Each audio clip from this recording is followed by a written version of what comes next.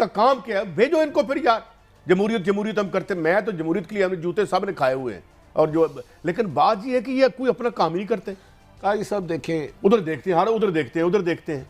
Petrol की कीमत में इजाफे ने महंगाई के सताए अवाम के होश उड़ा दिए हैं। कीमतों में इजाफे को मुआशी कत्ल करार दे दिया गया। शहबाज शरीफ साहब 16 महीने वज़ीर आला रहे हैं। हमने उनको बैडमिंटन खेलते देखा, दौड़ते देखा, नाचते देखा। जैसे ही वजारत उज़्मा अब जा रही है तो अब तबीयत ख़राब होने की खबरें आ रही हैं और इस दफ़ा उन्होंने बीमार किया अपनी अहलिया को। अल्लाह उन्हें सेहत दे अगर वो बीमार हैं।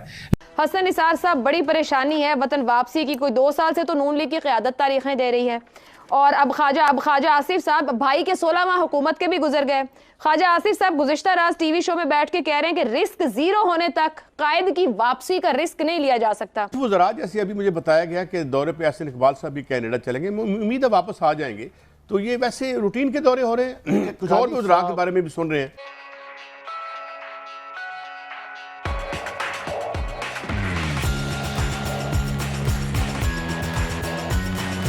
कई 15 साल पूरे हो गए जमहूरियत, तसलसल से कोई डिक्टेटर नहीं आया। लेकिन क्या इसमें आपके जमहूरी हुक्मरानों ने कुछ सीखा?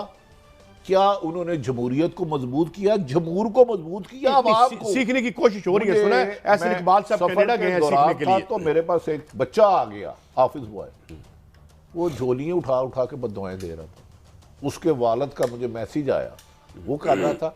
तो मेरा ख्याल है काजी साहब, हमें अब ये यकीन होता जा रहा है, जो मुबैना खबरें आ रही हैं कि निगरान वजीर आजम साहब ने जितनी भी सिफारशी पर्चियाँ वफाकी कबीना के लिए आई थी वो फाड़ के फेंक दी हैं।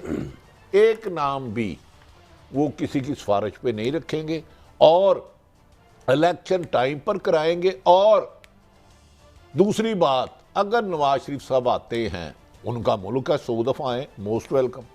अगर आइन में हश्तियारी और सजा याफ्ता मुजरम की बात, तो वो जेल में जाए। जेल में अगर वो बाइज्जत बरी हो जाते हैं तो इलेक्शन लड़े, ये उनका हक है। कुछ सियासतदानों की हिस्ट्री है, खंडरात बता रहे हैं हमारा तालीशान थी। जब वो अपोजिशन में होते हैं तो बहुत ज़्यादा बीमार हो जाते हैं, मुख्तलिफ बीमारियां उन पर हमलावर हो जाती हैं, वो इंतजार में बैठी होती है। जैसे ही इक़्तिदार में आते हैं तो वो बेशक 70 साल उम्र हो तो 21 साल का नौजवान बन जाते हैं। वो जब आप किसी को गिफ्ट देते हैं, एजाज़ देते हैं, अवार्ड देते हैं, तो आप बड़ा खुश दिली से उन्हें वेलकम करते हैं। तो अपोजिशन भी एक बीमारी है। चंद सियासतदानों के लिए बहुत बहुत अच्छे सियासतदान हैं जो डट के पाकिस्तान में रहे, उनके मुखालफिन हुक्मरानों में आए, लेकिन उन्होंने सियासी जद्दोजहद जारी रखी। अच्छा भाई साहब, मैं जो आपसे ये पूछ रहा हूँ, अच्छा कोई अवार्ड भी मिला है किसी साफी को? बड़ी साहब जी, किसी साफियों को अवार्ड भी मिल रहे हैं, मुझे बता रहे हैं। अच्छा सर, कई साहब मैं वो खबर पूरी नहीं पढ़ सका, मेरी समझ में नहीं आता सहाफ़त में अवार्ड क्या इन्वेस्टिगेटिव जर्नलिज्म पे मिलते हैं, क्या किसी भी जमात से गैर वाबस्ता होकर न्यूट्रल सहाफ़त करने के मिलते हैं? कल हमारे डायरेक्टर न्यूज़ इनामुल्लाह साहब ने, हमारी एनिवर्सरी थी GNN की, बड़ी खूबसूरत बात की कि आज कल खबरें और प्रोपोगंडा में फ़र्क नहीं रहा, लेकिन GNN की पॉलिसी है कि हम प्रोपोगंडा से हट के खबर तक महदूद रहते हैं।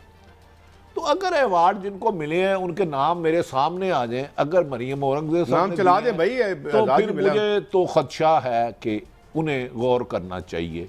अगर उनके नाम दिए हुओं पर, मोहतरमा मरियम नवाज मेरी तो बहन है, मैं तो बहुत ज़्यादा उनकी इज्जत करता हूँ बेपनाह।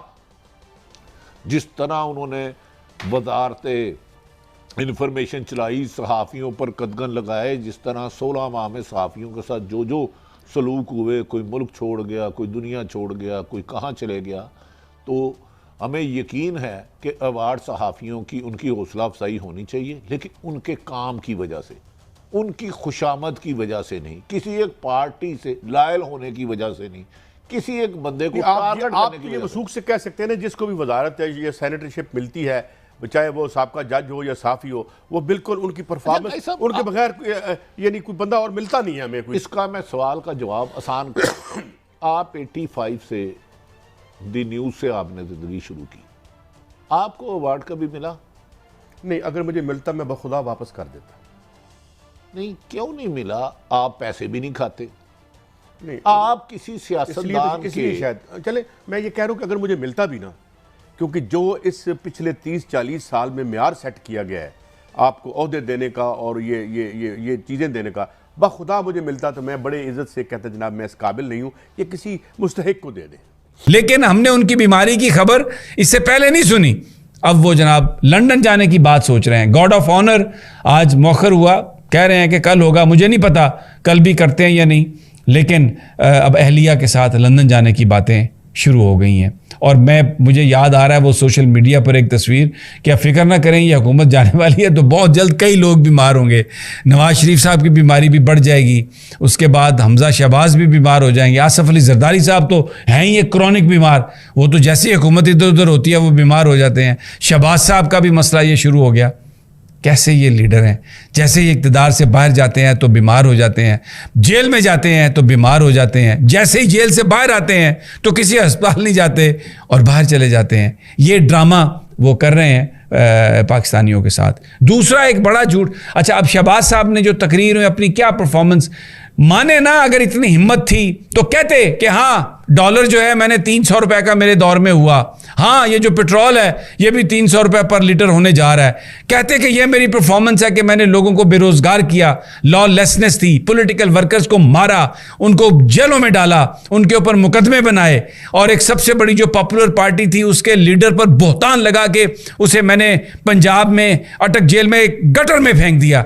ये अगर हिम्मत होती तो इन बातों को तस्लीम करते। झूठ मकरो फ्रेब की जो पॉलिटिक्स की इन्होंने 16 महीने, जो पाकिस्तान को 20 साल पीछे ले गए। अब लोग ये कहते हैं कि अगर पाकिस्तान को आप आज सारे निज़ाम को ट्रैक पे डालें तो वो जो नुकसान हुआ है पिछले 16 महीने में उसकी रिकवरी के लिए आपको 10 साल चाहिए। ये आपने पाकिस्तान को बंजर बना दिया, कशकोल लेके आप हर जगह गए, 9 महीने 10 महीने 11 महीने 12 महीने माफिया मांगते रहे जाके, और लोगों ने IMF ने आपको $1 बिलियन नहीं दिया, फिर सऊदी अरब, फिर चाइना, फिर अमेरिका के आगे लंबे पड़े जाके आप, और ये आपकी परफॉर्मेंस है। और अब आप लंदन जा रहे हैं और कौम के साथ आपने क्या झूठ बोला है, सबने देखा जो चीज़ IMF का जी हमने बेल आउट पैकेज, IMF का जी मैंने एग्रीमेंट कर लिया और मैंने निज़ाम ये बना दिया, और बड़ी हमारे लिए मुश्किल थी, हमने रियासत को बचाया, सियासत को दांव पे लगा दिया। ना आपने सियासत बचाई, ना आपने रियासत बचाई, ना यहाँ पर किसी की इज्जत महफूज रही।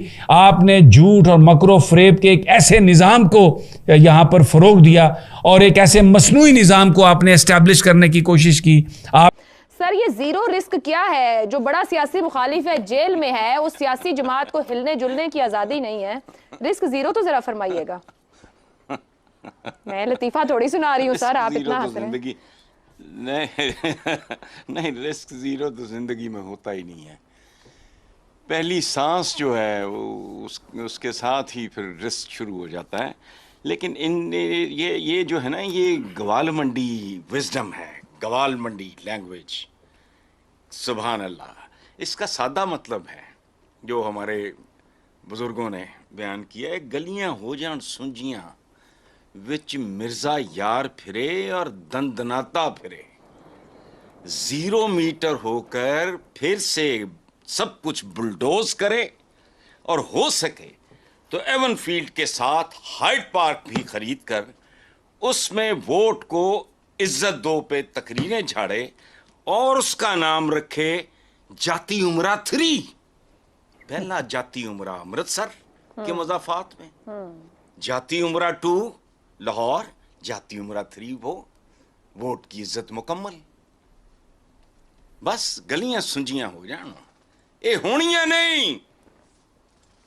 At the risk of my reputation, मैं 3 साल खत्म है कहानी।